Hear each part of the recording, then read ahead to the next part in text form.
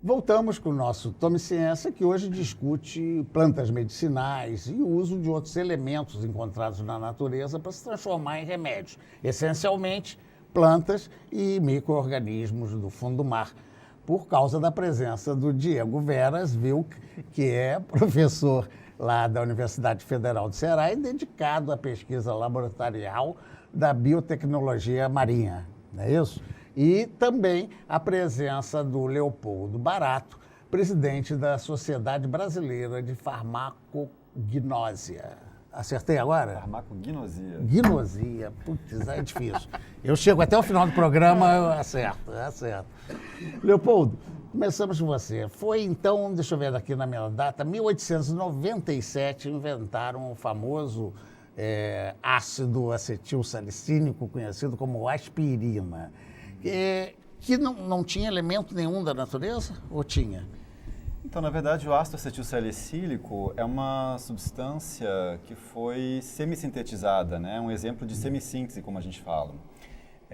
As plantas, né, produzem ácido salicílico, em especial uma espécie que é o Salix alba, né? Então, ela produzia o ácido salicílico, que era usado popularmente como analgésico. Porém, essa substância possuía muitos efeitos colaterais, entre eles fortes sangramentos estomacais, gastrites, úlceras, né? E a indústria, então, farmacêutica, vendo essa questão aí dos efeitos colaterais, mas querendo manter a atividade analgésica, fez uma acetilação na molécula, gerando ácido acetilsalicílico, e com isso reduziu os efeitos gastrointestinais. Hoje em dia, muita gente toma aspirina ainda e reclama, né? De úlceras, de dor no estômago. E há até uma certa recomendação, cuidado com, né? Exatamente, mas essa mudança na estrutura original acabou reduzindo um pouco os efeitos colaterais. Bem, nós temos aí, de certa maneira, uma continuidade do conhecimento do uso de plantas na criação do remédio. Exatamente. Né? E retomando, Diego, aquilo que nós falávamos no bloco anterior, quer dizer, é mais ou menos semelhante a tua busca, você estava falando da complexidade, né? Dos elementos que se encontravam no fundo do mar. Como é a associação com um tipo de doença para usar aquele também é um conhecimento prévio que vinha ou de planta ou de algum outro remédio? Então, as maiores sacadas foram dos ecologistas, de antecipar a hipótese, né, de formular a hipótese de que esses organismos aparentemente indefesos produzem substâncias tóxicas, que se usadas da maneira correta, elas podem ser transformadas em medicamentos. Claro que o estudo de segurança é determinante e, de fato, frequentemente, o que a gente observa é que as atividades biológicas que disparam, né, nos hits dos programas de prospecção, dos programas de busca de moléculas com atividade biológica, são aquelas citotóxicas e antibióticas, obtidas de fontes marinhas. Me chama a atenção, e agora eu lembrei que na abertura, até quando eu falava de não tomar remédio demais, você acabou dando o exemplo, né, de dosagem que causa problema e dosagem que não causa problema. A maniçoba, que você falou do bloco anterior, né? Por que um remédio deixa de ser na maniçoba? O pessoal todo do norte vai querer saber, norte, nordeste. Qual é o problema dela de veneno ficar uma comida tão saudável? Porque falam muito bem né? Sim. Das propriedades. Eu, aliás, gosto muito de maniçoba. A questão é o seguinte, a gente tem uma gama de moléculas, né, uma diversidade estrutural muito grande nas fontes naturais, né, sejam elas plantas, organismos marinhos, micro-organismos. Então, cada espécie, cada grupo vai produzir substâncias com estruturas bastante diferentes, né? E algumas dessas substâncias, elas são tóxicas na sua forma íntegra. Mas quando a gente submete as substâncias a procedimentos como calor, por exemplo, a gente ferve, né, aquele material, isso vai degradar parte dessas moléculas que vão liberar a parte tóxica, deixando a outra porção da molécula que não tem nenhuma atividade, né?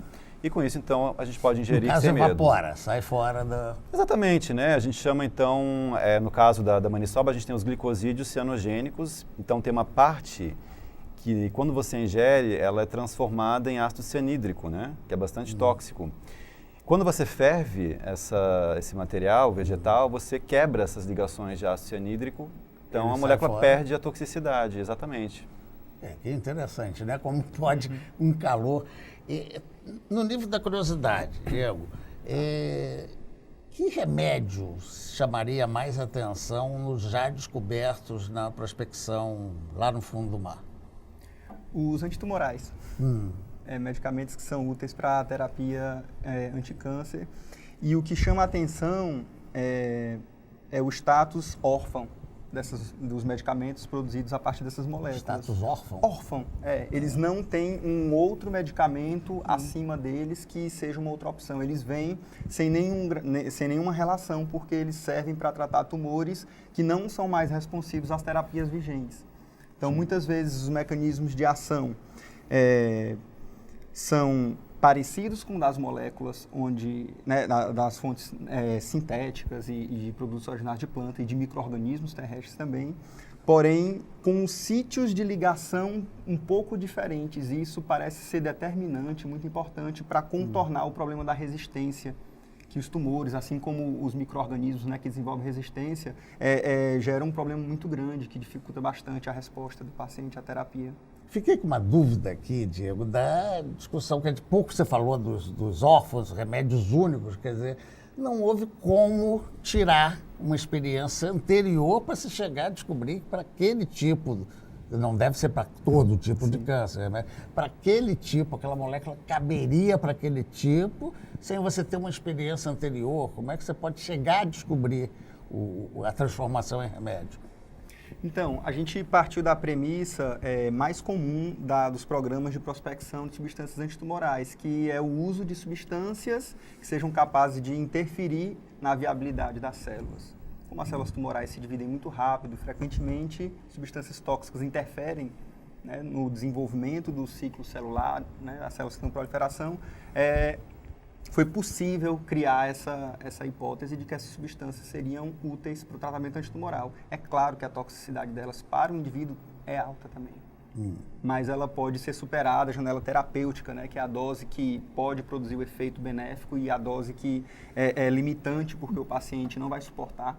O conceito da quimioterapia, que tem efeitos colaterais. A terapêutica é mínima dessas substâncias. Isso é importante ser destacado, porque a gente não tem uma mágica ainda com essas substâncias citotóxicas quando elas são utilizadas da maneira tal qual a gente encontra na natureza. Então, as possibilidades de modificação delas ou de acoplamento a anticorpos que são importantes para direcionar para alguns tipos celulares, em alguns tumores, isso já tem sido feito com bastante sucesso. São estratégias para diminuir a toxicidade, aliado a uma potência que é altíssima.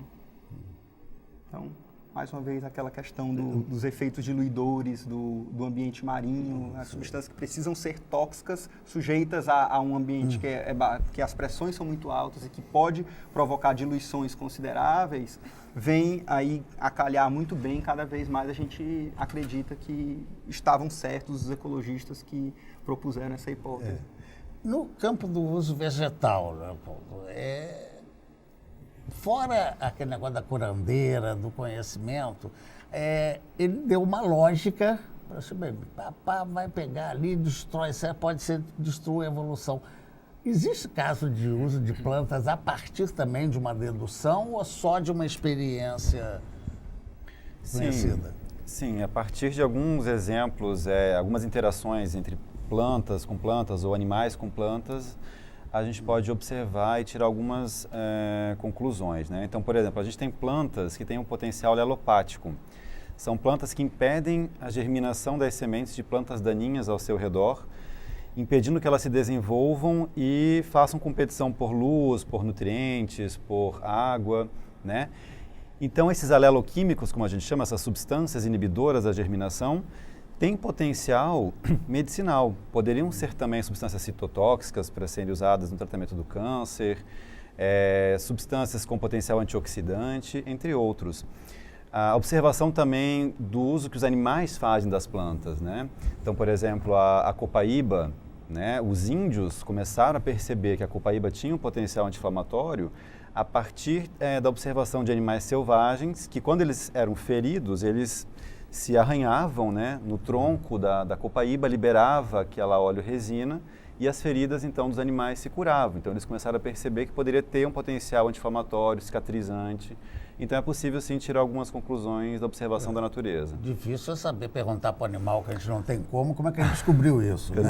Exatamente. São os Fica mistérios mais da uma natureza. intriga, exatamente. Não é isso? Bem, vamos para mais um intervalo. Já já a gente volta com a continuidade do nosso programa.